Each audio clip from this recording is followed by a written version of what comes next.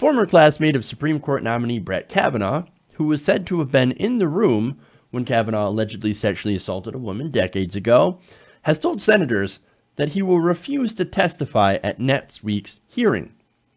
Now, Mark Judge, who is the friend in question, wrote in a brief letter to Senator Dianne Feinstein and Senate Judiciary Committee Chairman Chuck Grassley that he did not ask to be involved in this matter, nor did anyone ask me to be involved. Well, you are involved, and they're literally asking you to be involved. I mean, after all, you were allegedly in the room when it happened. Of course, he wrote, and this is important, quote, "I have no memory of this alleged incident." Well, that's interesting. Now, look, normally you would expect a flat-out strong denial. No, it never happened. I obviously I wasn't there because it didn't happen. Instead, it's, I have no recollection. I don't recall. I have no memory. Now, where have we seen that before?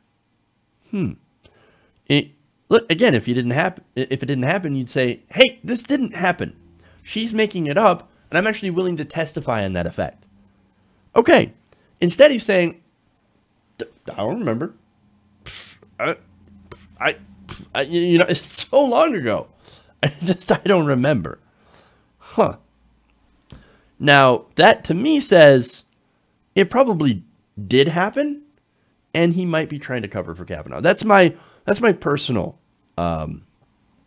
feeling of this, right? Not at all backed up by facts, because we don't have facts yet. And let's be honest.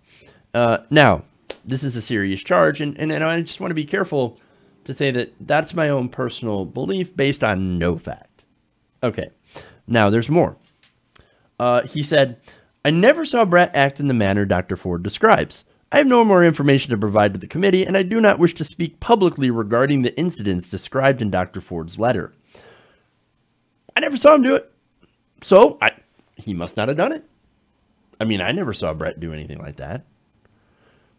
Well, hey, guess what? Sometimes people are complete assholes when you're not looking.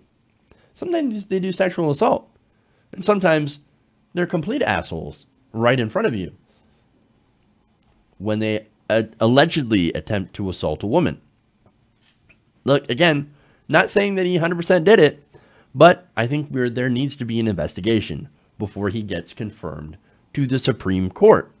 Because, as I said before, this is a serious, serious issue with serious implications if he gets into positions of power. And saying, well, I've never saw him do anything like that. When you were alleged to have been in the room, and then you refuse to testify and say, I have no recollection, it makes you think that there is something going on here. Now, the biggest surprise is Democrats are at least fighting back a little bit, tiny bit.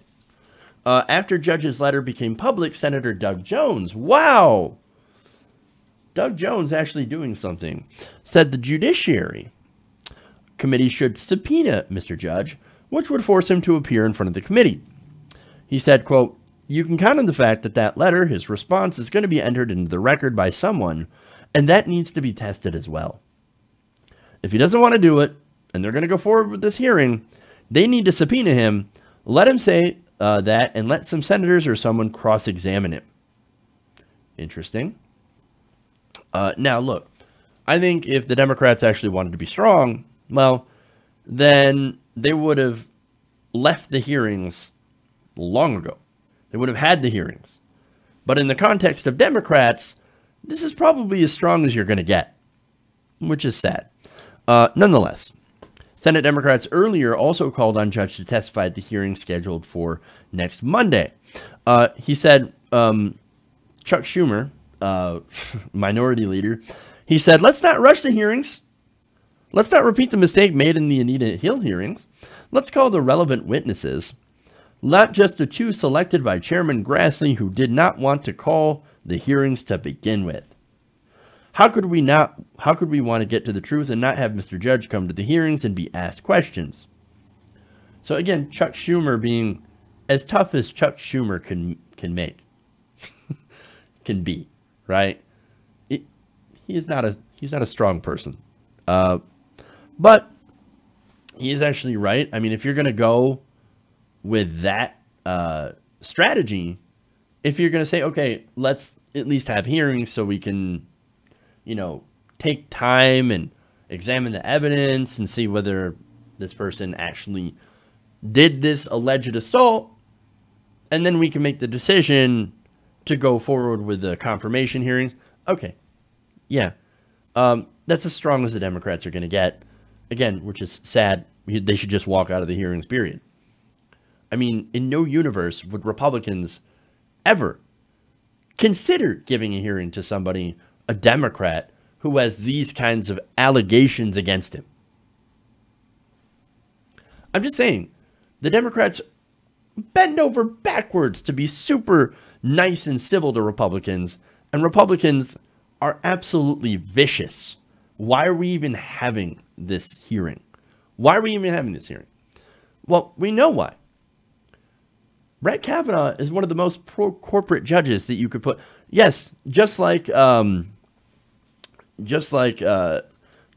previous Supreme Court justice that I can't seem to think of the name of at the moment, which is weird. Judge Neil Gorsuch, very, very pro-corporate. So is Brett Kavanaugh. In fact, I believe it was 87% of the time, or in 87 cases. No, I think it's 87% of the time, he sided with corporations. Well then, that shows you why Democrats are allowing these hearings to take place and why Republicans are continuing to push them. It's all for the donors. It's all for the donors. But here's the thing. There's literally no reason not to subpoena this guy. This shouldn't be a political issue, right? But it is. Unfortunately, it is political. I would expect, though, in a good system, in a perfect system, any SCOTUS nominee under credible allegations of sexual assault have an investigation. Democrat or Republican, doesn't matter. These are serious allegations. And look, as far as why Donald Trump continues to back him and most of the Republicans, well, it's because there's a reason Donald Trump picked Kavanaugh out of all of these different justices that they had lined up. I mean, likely it has to do with his stance on the president and if the president can get in trouble or not. So I'm just saying. That's why the Republicans are defending him so much on this. And it really makes me sad that Democrats are not going to be stronger and will continue to hold these sham hearings. Hey everybody, thanks for watching this video. If you want to see more like this, please hit the subscribe button below.